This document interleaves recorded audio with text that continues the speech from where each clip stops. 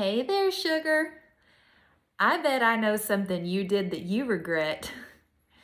You said yes to something that you really meant to say no to, didn't ya? Maybe that sweet little guy with the puppy dog eyes asked you on a date and you said yes and then spent the next week trying to figure out how to get out of it.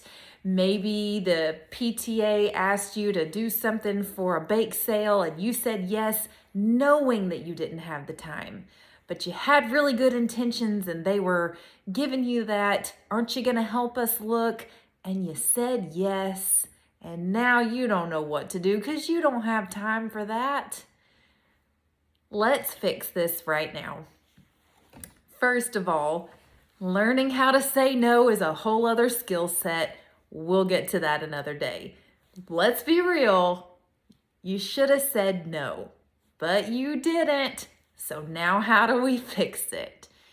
You fix it by owning the fact that you said yes when you should have said no and you knew better. I have had to learn this skill because I used to be so bad about saying yes to everybody and everything and every request, and then either totally regretting it, burning myself out to the point that I was about to have a come apart, or just making myself so miserable that I was no fun to be around. And I had to learn how to say no. And I'm talking about to my kids, to my husband, to my parents, to my work, to my friends, everybody. I've been there. And here's how you handle it.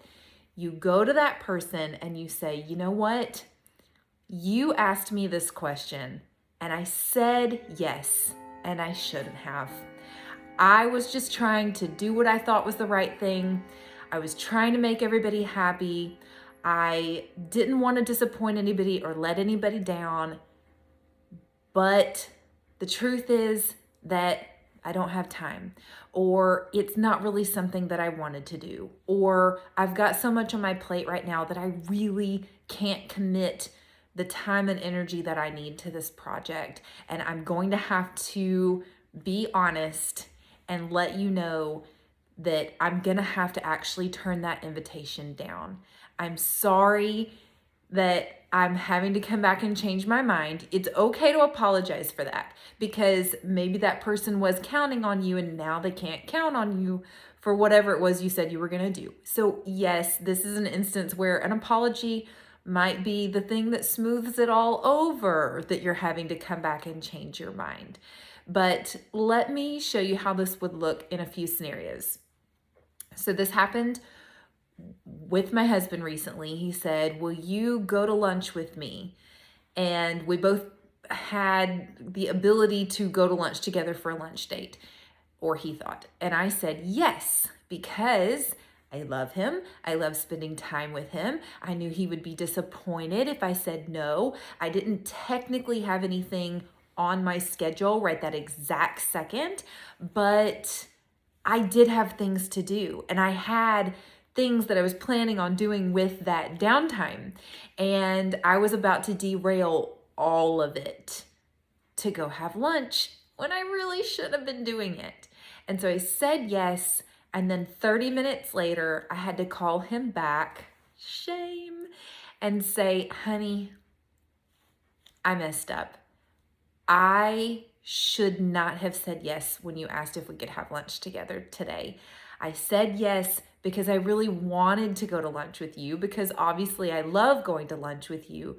But the truth is, I've got all these different charts that I have to finish up, and I have these different things that I was working on, and I had this thing over here that's due at the end of the day that I really, really need to wrap up. And I really don't have the ability to take that kind of time out to do lunch. I'm so sorry. Can we reschedule for this weekend? And he understood, because he's a sweetheart, and because we've been married for long enough that he knows this is a little bit par for the course for me to say yes when I shouldn't. But that's how that looks. Or to go back to your boss and say, hey, I know I said yes when you asked me if I could work that extra shift on Saturday, but I'm going to have to let you know that I really can't do it after all. I wanted to because I wanted to help. I wanted to be a team player. I didn't want to disappoint you. I know you needed the help, but I actually just really, really need some extra rest this weekend. I've been starting to feel under the weather because I'm burning the candle at both ends and I'm not giving myself a chance to rest. And I really, really need to take this weekend to rest and recover. I'm so sorry to have to change the plan on you, but this is something that I should not have committed to, and I'm going to have to change my answer. I really can't work this weekend. So there's two examples. You do have to suck it up a little bit. Apologize, admit. I mean, yeah, a lot of times you're either disappointing somebody or putting them in a pickle because you said yes and now you're having to say no. But take that on the shoulder and recognize it. The next time somebody asks you, can you do this or that? Think to yourself, do I want to say no now and make a clean break of it? Or do I want to have to say no with my tail tucked in between my legs in 2 days or in an hour? It might give you the boost you need to go ahead and say no up front. So that is how you deal with it, my friend. One last one. So my husband is going back to college. That's a long story. I'm really, really proud of him. But the punchline is he's like 20 years older than everybody else in his class at school. And the amount of teen drama that he's accidentally having to hear about at this point in his life is a little bit hilarious because all these 18 and 19-year-olds are having all these dating problems and all this stuff, and they're telling him about it because he's in class with them, and then he's telling me about it because, I mean, what else do you talk about? And there was a girl. It was the situation of this really sweet, sweet guy asked me on a date. He did it so quickly that her knee-jerk reaction was just to say yes, and now she's reeling from it because she doesn't really like him like that, and she doesn't know what to do because she kind of accidentally said that she would date him. Have we all been there? Because I'm pretty sure we've all been there. So here's what she should do, is she should be honest with him and say, look, you are such a sweet guy that I didn't want to hurt your feelings and I didn't want to make you upset. I didn't want to disappoint you. And I like hanging out with you. And I got a little freaked out in the moment that if I said, no, I didn't want us to date, that maybe you just wouldn't hang out with me at all. And I didn't want that either. So when you asked if we could date, I said yes. But the truth is I really shouldn't have said yes because I'm not in a place for that right now. I like you, but I'm not interested in having that kind of a relationship with you. I'm really sorry to send you mixed signals, but I want to straighten it out now instead of waiting and having to straighten it out down the road when things are more complicated. I'm really sorry if I led you on, and I really hope that I'm not hurting your feelings by telling you this. But I just need to be honest. It's best for both of us for me to just be honest.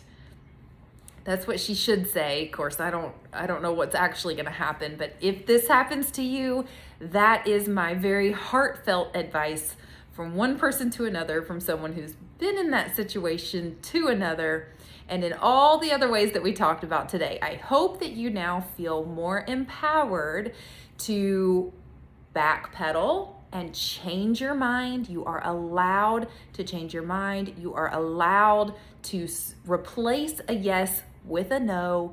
And now you know how to go about it. And maybe it will also encourage you to start saying no up front instead of saying yes and then having to fix it later. Maybe say no as a knee-jerk reaction. It's a lot easier to say no first and then to come back and say yes later. So there's something else for you to think about. All right, have a beautiful day. I'll talk to you next time. Bye.